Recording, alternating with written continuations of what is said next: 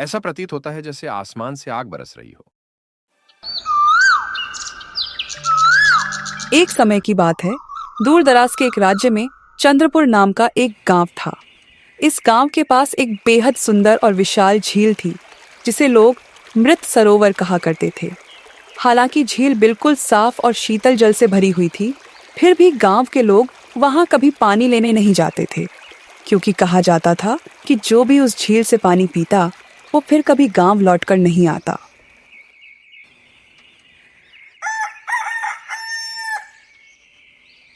गांव की बुजुर्ग महिला गौरा दादी घर के बाहर बैठी थी। तभी उनका पड़ोसी रामू आता है। दादी, ये कैसी गर्मी है? लगता है जैसे सूरज हमारे सिर पर बैठ गया हो। बिल्कुल रामू, गला तो ऐसा सूख रहा है जैसे कोई रेगिस्तान निगल गया हो। काश कहीं से ठंडा पानी मिल जाता। ऐसा पानी तो सिर्फ उस झील में है, लेकिन तू जानता है ना बेटा, वहां जाना अपनी मौत को बुलावा देना है। इतने में अंदर से एक बच्चा संजू आवाज लगाता है। माँ, मैं बाहर खेलने जा रहा हूँ। बहुत गर्मी लग रही है। ठीक है बेटा, लेकिन धूप बहुत है, सावधानी से खेलना।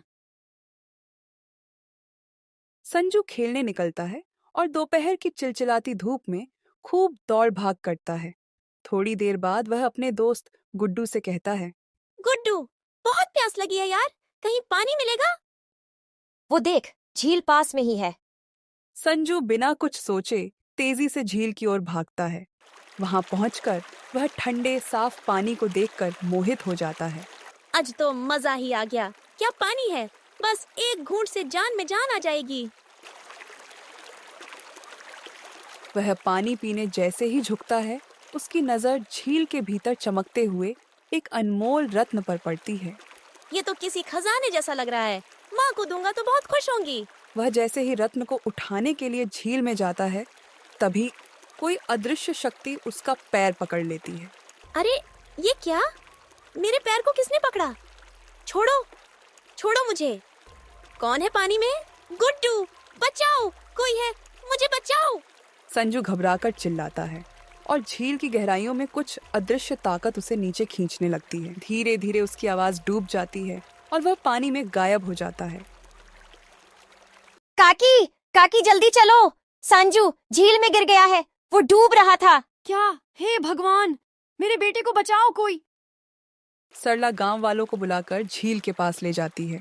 गांव वाले सरला से कहते हैं, तुम्हें नहीं पता क्या कि ये झील अभिशप्त है?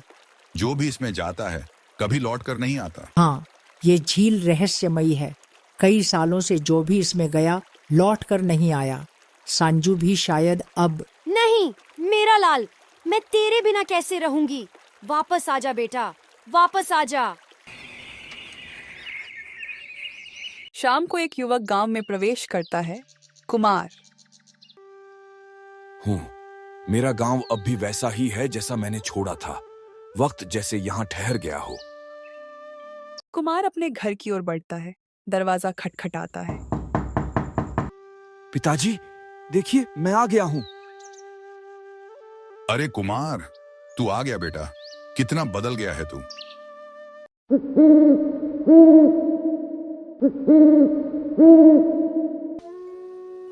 पिताजी, गांव में इतना सन्नाटा और सब इतने उदास क्यों हैं? एक बच्चा संजू झील में डूब गया, कोई उसे नहीं बचा पाया।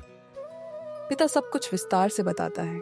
कुमार चुपचाप सब कुछ सुनता है, सोच में डूबा हुआ। एक सप्ताह बाद दोपहर का समय। ये गर्मी, बाप रे, अगर मुझे पता होता तो इतनी गर्मी में गांव कभी नहीं आता। चलो झील में नहा आता हूँ। कुमार झील की ओर निकलता है, रास्ते में गर्मी से बेहाल होता हुआ। धूप ऐसी है जैसे सूरज सिर पर बैठा हो। जल्दी झील पहुंचूं, वरना मैं ही भून जाऊंगा। लगता है जैसे सूरज मेरे ही सिर पर बैठा हो, लेकिन अब झील दूर नहीं है। थोड़ा और चल लूं।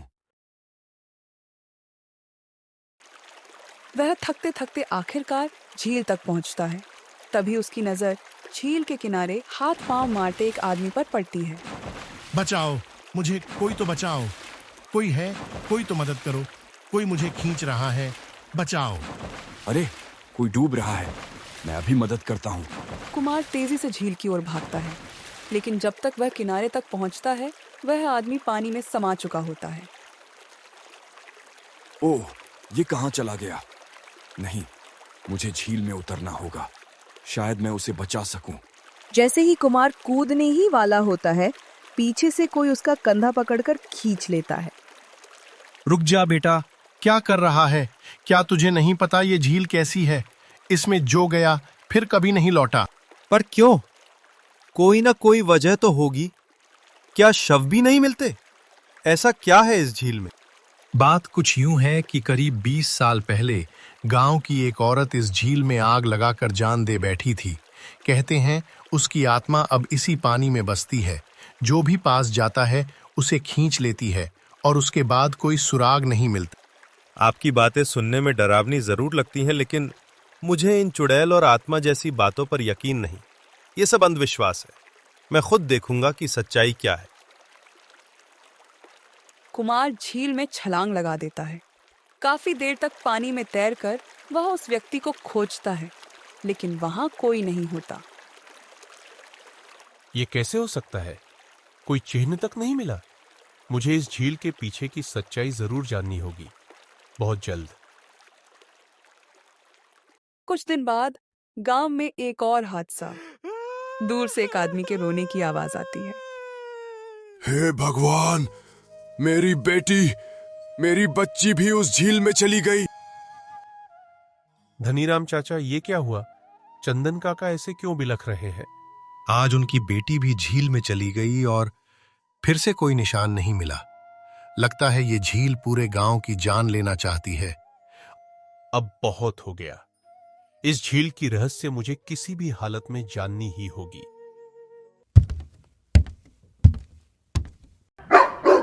उस रात कुमार नींद नहीं ले पाता। उसकी आंखें छत की ओर टिकी हैं।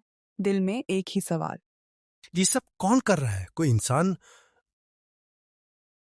या वाकई कोई और ताकत?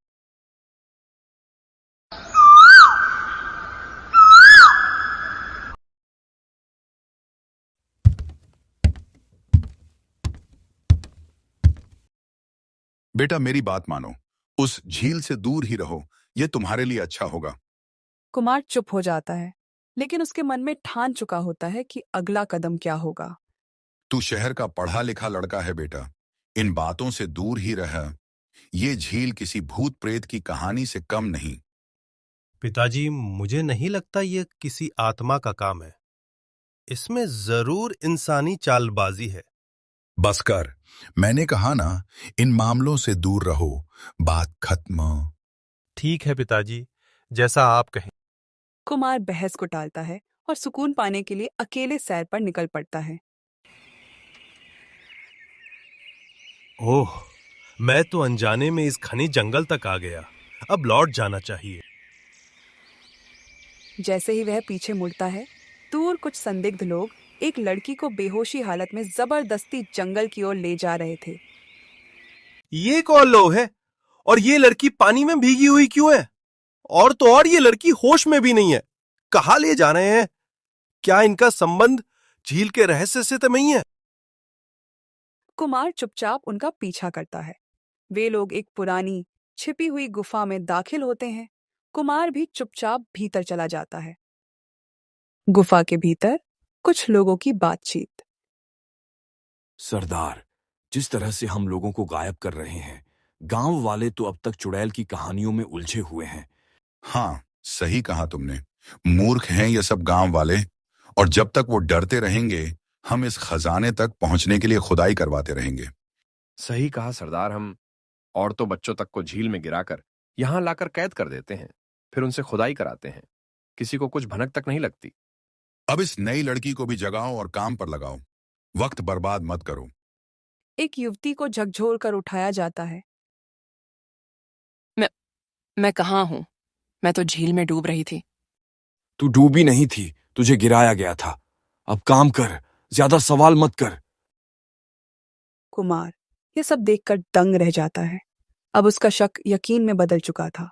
वह चुपचाप गुफा से बाहर निकलने लगता है।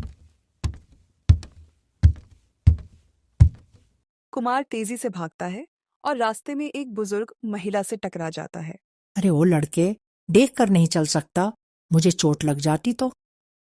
माफ कीजिए अम्मा, मैं थोड़ी जल्दबाजी में था। अरे ऐसा कौन सा तूफान आ गया जो भागा चला जा रहा है? कुमार सब कुछ उसे विस्तार से बता देता है।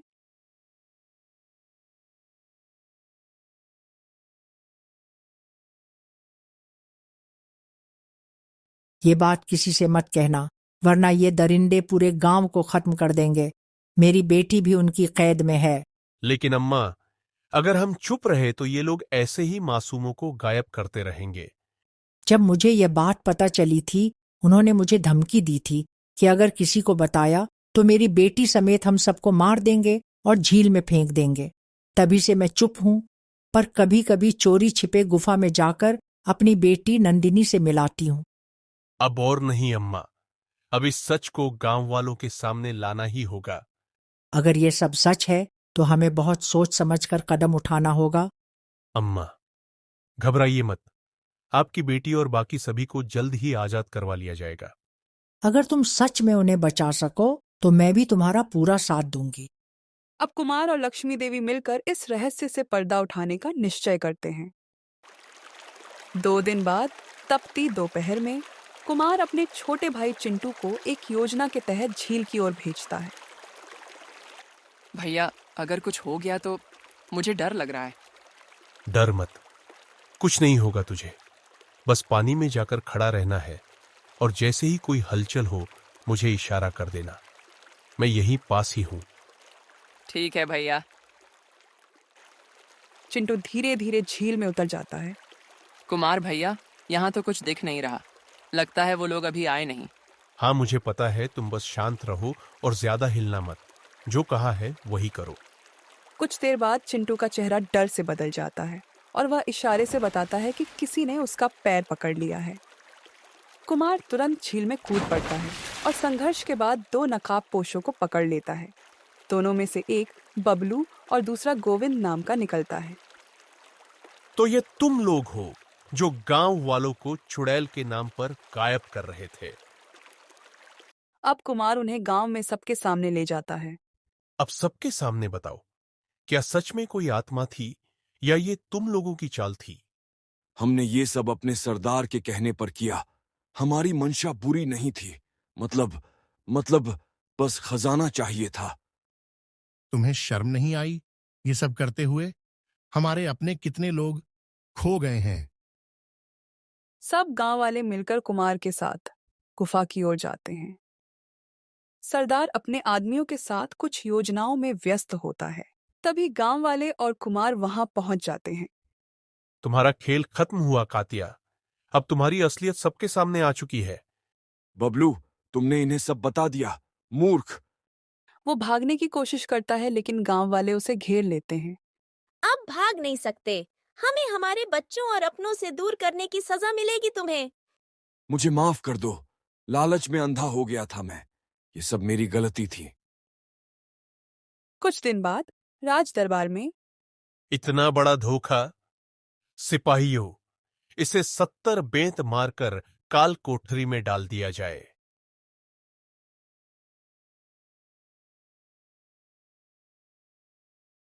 उसे दंड दिया जाता है और बाकी गांव वालों को आजादी मिलती है। कुमार, तुम्हारी बुद्धिमानी और साहस ने पूरे गांव को बचाया है। मैं तुम्हें अपनी सेना का मुख्य सेना नायक नियुक्त करता हूं और यह स्वर्ण मुद्राएं तुम्हारे इनाम हैं। धन्यवाद महाराज। यह सब आपके आशीर्वाद और गांव की एकता की वजह से संभव हुआ है। गांव के लोग अब बिना डर के झील में स्नान करते हैं, ठंडा पानी पीते हैं और गर्मी से राहत पाते हैं। चारों ओर खुशी और शांति का माहौल है। झूठ और डर चाहे जितने गहरे क्यों ना हो, सच और साहस एक दिन उन्हें खत्म करके ही रहते हैं।